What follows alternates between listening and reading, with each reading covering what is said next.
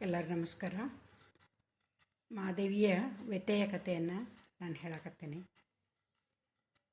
3 ಜನ ಮಹಾರಾಜರಿಗೆ ಒಂದೊಂದು ವರ್ಷಗಳವರೆಗೆ ಈ ಗಾಲವ ಮುನಿ ಅವರ ಕಡೆ ಮಹಾದೇವಿಯನ್ನು ಬಿಟ್ಟು ಮತ್ತೆ ಕುದುರೆಗಳ ಹುಡುಕಾಟದೊಳಗಿರ್ತಿರ್ತಾನೆ.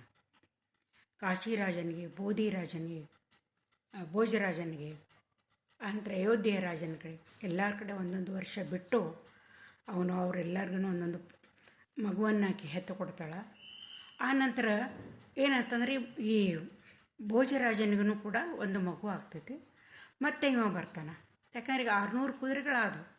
ಅವರೆಲ್ಲರಿಗೂ ಹೇಳಿರ್ತಾನೆ, ನಾನು ನಿಮ್ಗೆ ಹೇಳ್ತೇನೆ, ಆ ಕುದುರೆಗಳನ್ನು ನೀವು ನನಗೆ ಕಳಿಸ್ಕೊಡ್ರಿ, ವಿಶ್ವಾಮಿತ್ರರಿದ್ದಲ್ಲಿಗೆ ನೀವು ಕಳಿಸ್ಕೊಡ್ರಿ ಅಂಥೇಳಿ ಎಲ್ಲ ರಾಜರಿಗೂ ಹೇಳಿರ್ತಾನೆ. ಎಲ್ಲರೂ ಒಪ್ಕೊಂಡಿರ್ತಾರೆ. ಆಮೇಲೆ ಏನಾಗ್ತೈತಿ ಅಂತಂದ್ರೆ ಈ ಭೋಜರಾಜನ ಕಡೆ ಕೊಟ್ಟು ಅವ್ನು ಮತ್ತೆ ಉಳಿದ ಕುದುರೆಗಳನ್ನು ಹುಡುಕಾಡ್ತಿರ್ತಾನಲ್ಲ, ಎಲ್ಲೂ ಕುದುರೆಗಳು ಸಿಗೋದಿಲ್ಲ. ಭಾಳ ಅಡ್ಡಾಡ್ತಾನೆ ಅವನು. ಎಲ್ಲಿಯೂ ಆ ಕುದುರೆಗಳ ಪತ್ತೆ ಇರೋದಿಲ್ಲ. ಯಾಕಂದ್ರೆ ಹಿಂದೆ ಏನಾಗಿರ್ತೈತಿ, ಆ ಬ್ರಾಹ್ಮಣನೊಂದಿಗೆ ಆ 200 ಕುದುರೆಗಳು ನದಿಯೊಳಗೆ ತೇಲಿ ಹೋಗಿಬಿಟ್ಟಿರ್ತಾವೆ. ಆ ವಿಚಾರ ಯಾರಿಗೂ ಗೊತ್ತಿರೋದಿಲ್ಲ. ಅದಕ್ಕಾಗಿ ಅವನು ಎಲ್ಲ ಕಡೆ ಹುಡುಕಾಡಿದ್ರು ಕುದುರೆಗಳ ಸುಳಿವು ಎಲ್ಲೂ ಸಿಕ್ಕೋದಿಲ್ಲ. ಕುದುರೆಗಳು ಸಿಗೋದೇ ಇಲ್ಲ. ಅದಕ್ಕೆ ಇನ್ನೇನು ಮಾಡಬೇಕು ಅಂತಂದು ಹೇಳಿ ಎಷ್ಟೋ 3-4 ವರ್ಷಗಳೆಲ್ಲ ಸಂದು ಹೋಗಿರ್ತಾವೆ, ಕಳೆದು ಹೋಗಿಬಿಟ್ಟಿರ್ತಾವೆ ಎಲ್ಲ ಹುಡುಕಾಟದಳು.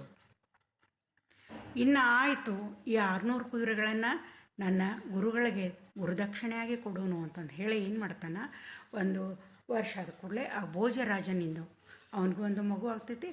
ಆ ಮಾಧವಿನ ಮತ್ತೆ ಕರ್ಕೊಂಡು ಬರ್ತಾನೆ. ಕರ್ಕೊಂಡು ಬಂದು ಆಮೇಲೆ ಆ ಎಲ್ಲ ರಾಜರಿಗೆ ಹೇಳಿರ್ತಾನೆ. ಅವರೆಲ್ಲರೂ ಏನಂತಂದ್ರೆ ಆ ಕುದುರೆಗಳನ್ನು 200 ಕುದುರೆಗಳನ್ನು ಆ ಆಶ್ರಮಕ್ಕೆ ಒಂದು ವಿಶ್ವಾಮಿತ್ರರಿದ್ದಲ್ಲಿಗೆ ಕಳಿಸುವಂಥ ವ್ಯವಸ್ಥೆಯನ್ನು ಅವ್ರು ಮಾಡ್ತಾರೆ. ಆವಾಗ ಏನಾಗ್ತೈತಿ ಅಂತಂದರೆ ಇವ ವಿಶ್ವಾಮಿತ್ರರಲ್ಲಿ ಬರ್ತಾನೆ. ಬಂದು ಗುರುಗಳೇ, ನನಗೆ ಇಲ್ಲಿಯವರೆಗೆ ನಾನು ಇಷ್ಟೆಲ್ಲ ಅಡ್ಡಾಡಿದೆ, ನನಗೆ 600 ಕುದುರೆಗಳು ಸಿಕ್ಕಾವು, ಇನ್ನು 200 ಕುದುರೆಗಳು ನನಗೆ ಎಲ್ಲೂ ಸಿಗಲೇ ಇಲ್ಲ. ಆದ್ದರಿಂದ ಇವುಗಳನ್ನು ನೀವು ಒಪ್ಪಿಸ್ಕೋರಿ ಅಂತ ಹೇಳ್ತಾನೆ. ಹೇಳಿದ ಕೂಡಲೇ ವಿಶ್ವಾಮಿತ್ರರಿಗೆ ಆಶ್ಚರ್ಯ ಆಕೈತಿ.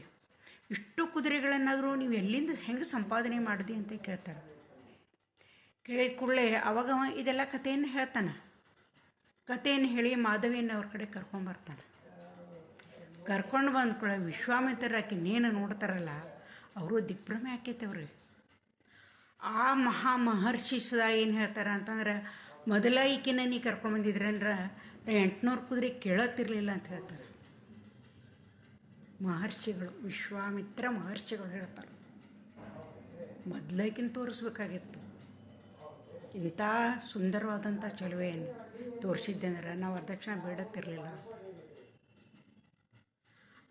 ಅವರಲ್ಲಿನೂ 1 ವರ್ಷ ಬಿಡ್ತಾನವ. ಅವರು ಅವಳನ್ನು ಹೆಂಡತಿಯಾಗಿ ಮಾಡ್ಕೋತಾರೆ. ಮಾಡಿಕೊಂಡು ಅವಳಿಗೂ 1 ವರ್ಷ ಅವ್ರು ಅಲ್ಲಿನೂ ಬಿಡ್ತಾನೆ. ಇಲ್ಲ ಮಹಾರಾಜ, ಗುರುಗಳೇ, ನಾನು 1 ವರ್ಷ ನಿಮ್ಮ ಕಡೆ ಬಿಡ್ತೀನಿ, ಮತ್ತು ನಾ ಪುನಃ ಆಕಿನ ಅವ್ರ ತಂದೆ ಕಡೆ ಕಳಿಸ್ಬೇಕು ಅಂತ ಹೇಳ್ತಾನೆ. ಒಪ್ಕೊತಾರೆ ಅವರು.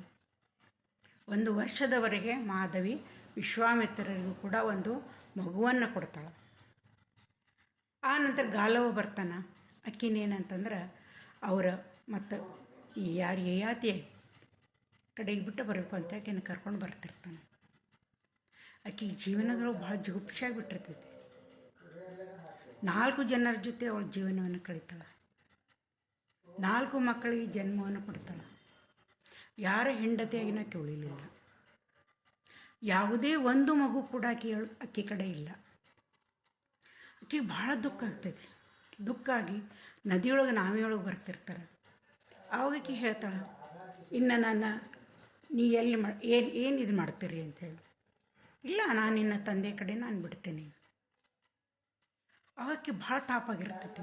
ಹೇಳ್ತಾಳೆ, ಅಲ್ಲ, ನನ್ನ ಜೀವನ ಜೋಡಿ ನಿನ್ನ ಗುರುದಕ್ಷಿಣೆ ಕೊಡೋದ್ರ ಜೊತೆ, ಗುರುದಕ್ಷಿಣೆ ಸಲುವಾಗಿ ನನ್ನ ಜೀವನ ಜೊತೆ ನೀಷ್ಟು ಚೆಲ್ಲಾಟ ಆಡಿದ್ರೆ ನಿನಗೇನು ಅಧಿಕಾರ ಇತ್ತು ಅಂತೇಳಿ. ಇದೇ ಮಾತನ್ನು ಮೊದಲು ಕೇಳಿದ್ರಕ್ಕೆ ಭಾಳ ಒಳ್ಳೆಯಕಾಗ್ತಿದ್ಲು. ಆಮೇಲೆ ಅವ್ನು ಹೇಳ್ತಾನೆ, ಇಲ್ಲ, ನಿನ್ನ ತಂದೆನ ನಾನು ಕೊಟ್ಟಾನ, ನಿನ್ನನ್ನು ಕಳಿಸ್ಯಾನ. ಅದಕ್ಕಾಗಿ ನಿನ್ನ ತಂದೆ ಮತ್ತು ನಿನ್ನ ಒಪ್ಸೋದು ನನ್ನ ಕರ್ತವ್ಯ ಐತಿ. ಆವಾಕಿ ಹೇಳ್ತಾಳೆ, ಇನ್ನು ನಾನು ಯಾರು ಮದುವೆ ಅಕ್ಕಾರ? 4 ಜನರ ಜೋಡಿ ನಾ ಇದ್ದು ಬಂದೇನಿ, ಎಲ್ಲರೂ ಒಂದು ಮಕ್ಕನ ಕೊಟ್ಟೇನಿ, ಯಾರು ಮದುವೆ ಆಕ್ಕಾರ? ನೀನೇ ನನ್ನನ್ನು ಮದುವೆ ಆಗಿಬಿಡು ಅಂತ ಕೇಳ್ತಾಳಕ್ಕೆ. ನಿನ್ನಿಂದ ನನ್ನ ಜೀವನ ಹಾಳಾಗೈತಿ, ನೀನೇ ನನ್ನನ್ನು ಮದುವೆ ಆಗು ಅಂದ್ಕೊಳ್ಳಿ. ಇಲ್ಲ ಅಂತ ನಮ್ಗೆ ಗುರುದಕ್ಷಿಣೆಯನ್ನು ಕೊಟ್ಟಂಥ ತೃಪ್ತಿ ಇರ್ತೈತೆ ಅವಂಗೆ, ಹೊರತಾಗಿ ಇವಳ ಮನಸ್ಸಿನ ಅಳಲಾಗಲಿ ನೋವಾಗಲಿ ಅವ್ನು ಕಂಡಿರೋದೇ ಇಲ್ಲ. ಅದೊಂದೇ ತೃಪ್ತಿ ಇರ್ತೈತಿ.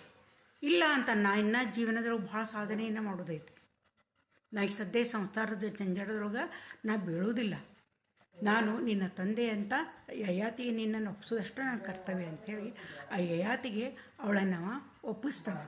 ಅಲ್ಲಿ ಒಪ್ಸಕ್ಕೆ ಕರ್ಕೊಂಡು ಹೋಗ್ತಾನೆ. ಮುಂದೆ ಏನಾಗ್ತೈತೆ ಅನ್ನೋದನ್ನು ಮುಂದಿನ ಕಥೆಯೊಳಗೆ ಹೇಳ್ತೀನಿ.